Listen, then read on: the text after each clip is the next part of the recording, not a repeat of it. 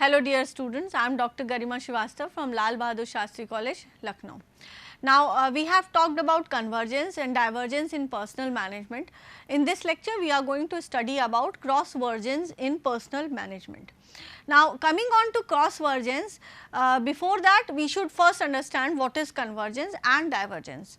Convergence theory in HRM is also referred to as universalist approach, which is founded on belief that certain best practices in the organization can be applied throughout the organization right from the home country to the host country or the third nation country, so that they are uniformly applied in the subsidiaries in different countries. So, it is always vested, it focuses on the practice that that is best in the organization is applied throughout the organization, irrespective of the fact that these processes may be influenced by various factors which come from the external environment. This theory was dominant in 1950s and 1960s in developed world in Europe and USA, with the thinking being that universal application of good management practices was an important factor in making societies to be more alike across national boundaries. It was given by Khan 2012. Now, of course, when we are talking about a universal approach, we are talking about universal application of best practices across the company, whether talking about home country or the host country, irrespective of the boundaries, irrespective of the national boundaries. Over here, convergence means meeting at a single point, meeting together. That means, suppose if we are talking about a recruitment policy, if we are talking about a recruitment process in the organization, the same recruitment process will be applied in the host country, in the subsidiary company, or in the third nation country in the subsidiary company. There will be no changes, there will be no changes in the framework, in the policy of the recruitment if it is standardly applied across the company. Proponent of this theory advanced in its relation to an imminent acceleration of globalization, where it was believed that as people continue to interact with each other more frequently across national and cultural divide, there would emerge global culture based on certain best practices in business management and HRM. Now, when we are talking about convergence theory, a lot of factors come into play when globalization of business comes into action. Now, of course, when an organization is talking about host country, it is talking about third nation country, it is expanding its business, it is globalizing. So, whenever we are talking about globalizing, it cannot be taken care of without the light of various factors which affect globalization, which come into play from the external environment of the business and which influences various processes of the business. So, any process of the business will not work in solace if globalization comes into play. So, as people from one country to the another country reach the other country, they interact with the other people of the other country, the cultural come into play, the cultural factors come into play, the cultural adaptation comes into play. Different cultures, the people from different cultures come up and join your organization. The skill sets, the experience sets of the people, they are also included in your organization. And of course, when such a variety, such a diverse kind of you can say skills and education background people are coming up and joining your organization, a single line of action, a standard line of your process cannot be taken up in the host country also. A free flow of information across national boundaries is among the factors that are expected to lead generation of best practices. Now, for convergence, suppose if organization goes in for convergence only, if it goes for the best practice and it applies it universally across the company. So, over here the free flow of information is important. That means the information regarding these processes needs to be very clear and transparent among the home country and the host country, and there should be no kind of barriers put up to these particular flow of information. The people who are responsible for this communication do this communication in a very clear and transparent manner. So, if there is any kind of hiding and if there is any kind of manipulation in this kind of information, there will always be a result that the best practice cannot be adopted.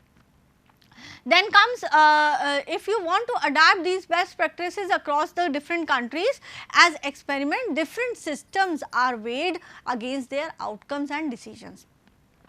Now, if a convergence theory is taken up, so over here the flow of information should be continuous, should be uniform, should be transparent and clear.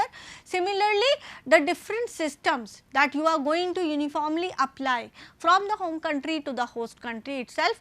So, over there different systems need to be weighed, they need to be checked against various factors so that these factors remain uniform when crossing the border from one country to the another. So, if these factors remain same, suppose we have talked about certain economic factors. So, if economic status of the two countries trading amongst each other remains same, over there the remuneration package, the compensation package of the people at different levels in the organization structure may remain same, because the economic structure is almost the same.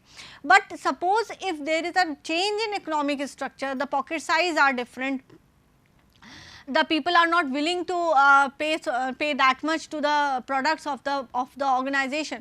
So, over there certain aspects or certain factors will come into play and these will also have an impact on the remuneration or the compensation package of the people working in these subsidiaries. Talking about divergence, divergence theory emphasizes the need to adapt different management approaches.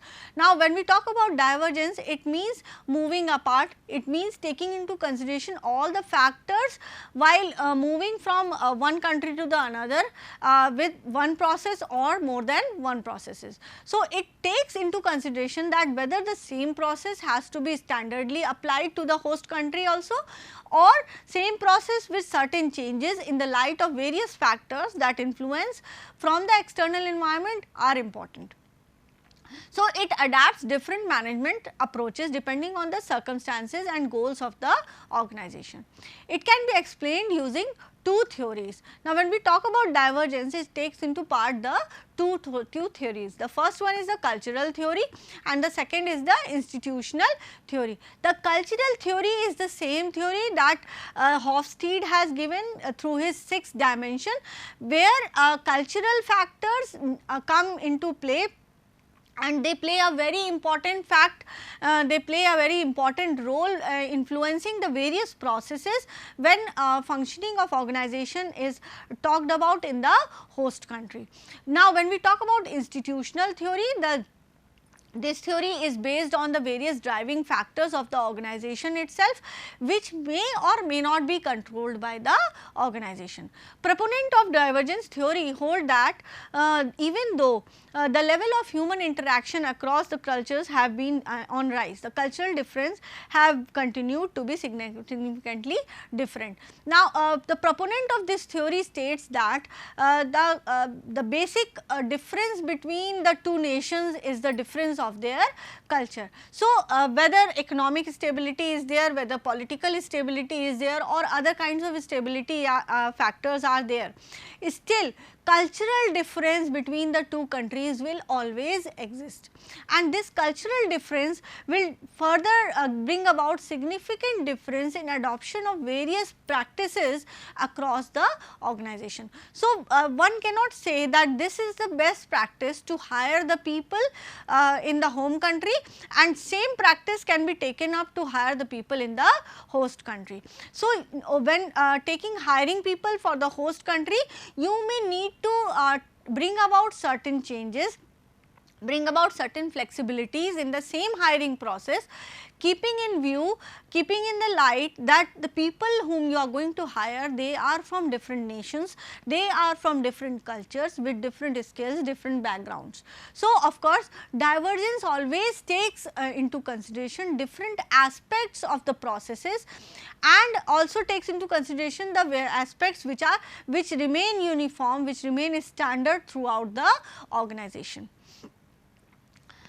This brings focus on the question of culture distance and its influence on the HRM practices. So, if we are talking about divergence, and where we have talked about cultural difference will always remain when we cross the border from one country to the another.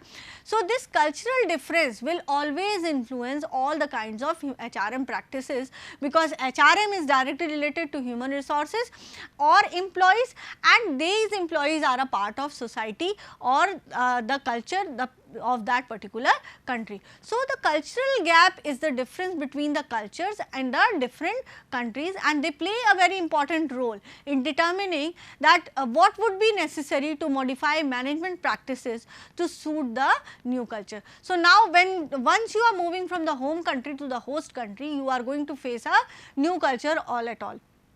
So, in that new culture, the same kind of standard policies, standard processes cannot be applied. You have to bring about certain changes, you have to pick up certain new practices which will suit the new culture that you are going to face. Where the culture distance is low, the modification may not be necessary. Now, of course, when we are talking about the cultural gap, if the cultural distance is low, if the culture difference is very low, only a certain degree of cultural difference is there, over there only convergence can be taken up. Otherwise, what will happen? The people from different culture will increase the distance of culture, and of course, with the increase of distance of this culture, the modification will be mandatory, will become important for the organization.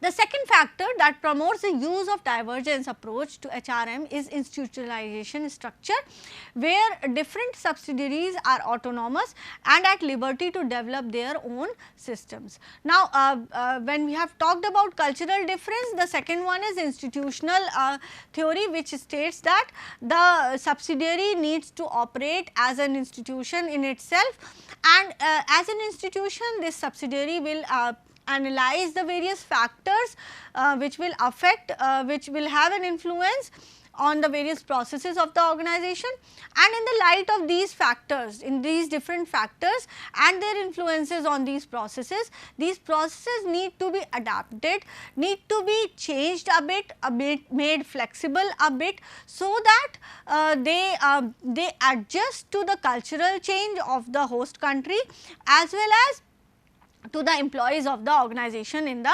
subsidiary company. Now comes cross-vergence. Now, somewhere between convergence and divergence, we have cross-vergence. An organization cannot always work in towards convergence, or it cannot always work towards divergence, because these are two extreme points. When we talk about convergence, it means meeting together, and divergence means moving apart. That means they are two extreme points of all the trends in the organization. So, for an efficient human resource approach, it is important that a midway is taken between the two. So this midway is the cross-vergence, which is an approach to HRM that combines convergence as well as divergence approach, and is the most common HRM practice in the world. It is rare to find a multinational that practices either approach in the pure form. So, there is none of the organization which either practices convergence or practices divergence. It sometimes goes in for convergence, some level of convergence, it sometimes goes in for some level of divergence. That means, cross-vergence is always taken as a midway, so as to effectively imply, standardly imply all the processes of the home country operations into the host country subsidiaries also. Convergence may be applicable in providing indicators of best practices, but can be counterproductive in different cultures. So, when we talk about convergence, it may be applicable in providing various indicators, because it is the meeting of all the kinds of trends, meeting of all the kinds of factors, and these factors are not affecting the processes at all. So, the best practice can be taken up, but counterproductive in different cultures. So, convergence may be counterproductive if we are talking about different cultures. Similarly, if we talk about divergence, is suitable in accommodating different cultures. Divergence accommodates different cultures, the factors of different cultures, but can be counterproductive when used in isolation. Factoring the best approach is crucial in ensuring that the success to the organization is important. For instance, Japanese traditional management style that incorporated teamwork was very insightful for the Western companies. So, most of the Western companies have adapted to this particular practice of teamwork. Which incorporated it and combined it with traditionally individualized approach to yield high levels of productivity. So, it always used to say that teamwork will lead to high yields of productivity. In collectivist countries such as China, the traditional work organization and reward schemes were based on team models where workers would be recognized within their teams. So, now what happened, the collectivist approach as was done in China, such as in China, it said that teamwork will always lead to productivity, which may be related to various reward schemes across the across the organization in different countries. So, this is a kind of approach which can be collectively taken, which can be standardly applied across all the countries for an organization. As organizations sought to raise their level of productivity, they began to adapt individualized model which were modified to conform the Chinese realities. This trend can be said to be the same for other developing countries such as Oman and others. Now, convergence makes the best of both the theories approach and enables an organization to maintain its uniqueness while also making use of the best HRM practices in the world. So, convergence always aims at taking the best HRM practices of the world and implementing them across the organization.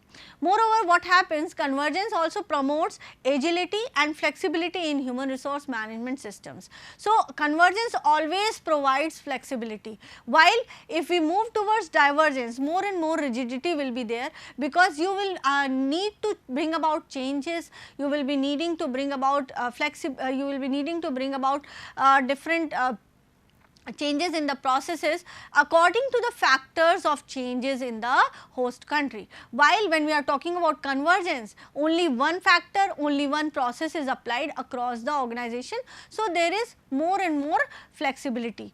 Then it will also help you to make a choice on the extent to which either of the two approaches is to be factored.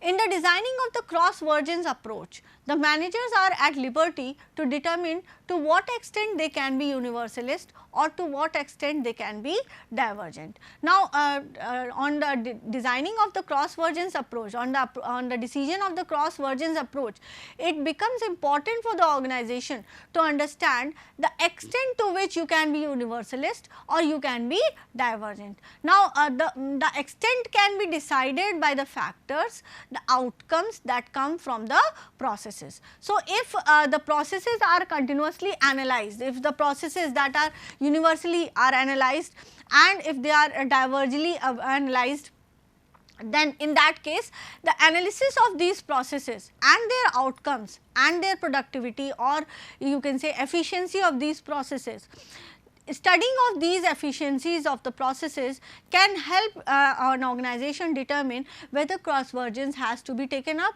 or not.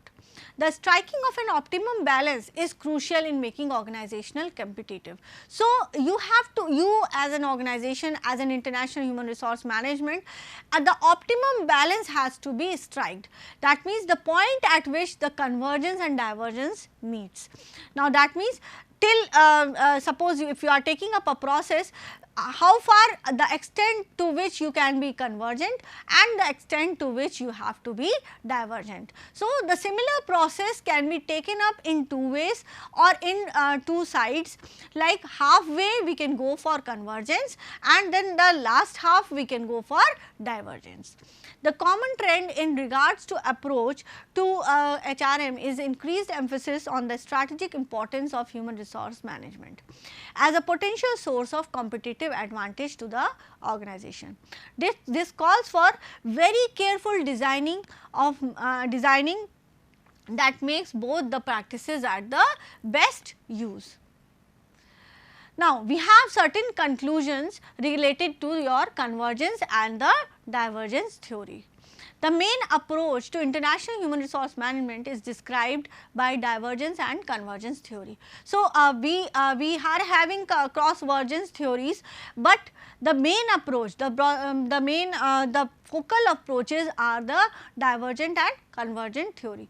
Now, convergent theories are those theories which are universalists in approach, and these theories meet together, they come together, they try to bring about certain practices, bring about certain processes which are applied across the organization in a standard way, in a uniform way, that is in a convergent way. Similarly, we have the divergent theories. Divergent theories means moving apart. In this theory, the different trends, the different factors of the two countries are studied, the differences of these factors are studied, the extent to the difference of these factors are studied, and then in the light of these differences, various processes which are applied across the organization are changed, are implemented with certain changes in the organization. Divergence theory emphasizes the need to embrace different approaches. Divergence always says that different approaches need to be taken up. That means, organization needs to analyze all its ongoing approaches, all its ongoing processes, and at the same time it should also compare, it should also analyze the different approaches taken by other companies, other competitors in the same industry, and comparing them with the organization's strategies or organization's processes. So, divergence always focuses on comparing of processes of the organization with that of the processes of the competitors in the light of various factors of differences which are existing between the two processes or the two countries. This approach suits the specific circumstances of the organization and predominant national culture. So, these particular approaches, when we are comparing the two approaches of the two organization, two competitors in the two countries, over there they have to be analyzed in the light of various cultural differences, cultural gaps that exist between the national boundaries. So, divergence always says that whether or not the other factors remain same. Suppose the political stability is there between the two countries or economic stability is there between the two countries, over there also is still cultural gap will always be there, cultural distance will always be there between the two nations. So, if there is a cultural difference, divergence theory will be adapted. Convergence theory, on the other hand, what it says it emphasizes on the fact that the best practices exist that can yield remarkable results and when applied across the border. So, convergence theory states that you need to analyze the best practices. That means, comparison of the system's own practices with the other practices are not done. Here, the organization continuously looks into the best practices across the world, across various organizations, that the other organizations are taking up and implementing those practices within the organization. So, implementing the best practices from across the world will give a uniformity, will give a standard factor to the organization, that yes, everyone in the same industry is applying the same kind of practice. So, it can be universally applied from the home country to the host country. So, because it is the best practice across the industry. The advantage of applying convergence theory is that it involves application of practices that has been tested and found to be effective, hence lowering the risk of failure. So, convergence theory is always application of the best practice across the industry. So, that means you have already studied all the practices across the industry and selected the best practice that has to be uniformly applied across the organization. So, there are chances, lesser chances of failure when we talk about convergence theory, because it already analyzes all the factors, it already analyzes all the practices, compares all the practices across the similar kind of industry, and then takes up the best practice for the organization. Hence, it may fail when applied in cultures that are significantly different. So, that is why convergence theory often fail, because it does not takes into consideration the difference of culture from one country to the another. It just takes into the fact, it just looks into the fact that same hiring policy has been taken up in Argentina and it was also successful in New York or in US. So, it can be taken up in India also, irrespective of the fact that the cultural difference exists in between these four countries. So, convergence theory takes lesser consideration of the cultural gap and applies the best practice across the world, while divergence theory takes into consideration the cultural gap, brings about changes in existing practices and implementing them in a best possible manner, so that higher productivity and efficiency can be achieved. The divergent approach, on the other hand, is suitable for accommodating different cultures and is very suitable for enhancing uniqueness of the specific national cultures. This makes it very easy as a source of competitive strength for the organization. However, it is a costly trial and error escapades when it is used in isolation. So, when only divergence is used in the organization and it is based on any kind of trial and error method, over there it becomes a costly affair and it may land into losses. So, whenever the organization is going for divergence, it should take into consideration the cultural gap, the institutional theory, the other factors of external environment that affect the business, so that divergently that practice is also implemented in a successful manner. The general trend in the world is that multinationals find it necessary to use the cross-vergence approach, which exploits elements of both the theories. So, mostly what happens, what most MNCs do, they go in for cross-vergence theories. It draws its foundation from exploiting best practices while seeking to achieve uniqueness by modifying the systems to reflect the specific circumstances of the organization. Now, that means when we are talking about cross-vergence, best practices are adopted in a unique and modified manner, so that systems reflect specific circumstances in the organization. This approach has been found very useful in globalized market, where the level of competition is increasingly high and organizations are turning their human resources for competitive edges. Cross-vergence is a recommended approach to HRM, where organization needs to skillfully balance between the best practices and accommodate unique management approach to come up with a combination that leaves the employees satisfied, motivated and productive. It is expected that even though full convergence is not likely to be realized, human resource management practices will edge towards convergence in future. That means, whether we are going to take up divergence, cross-vergence, ultimately what organizations will move towards? It will always move towards convergence, that is application of standards, best practices across the organization, across the countries. Thank you so much.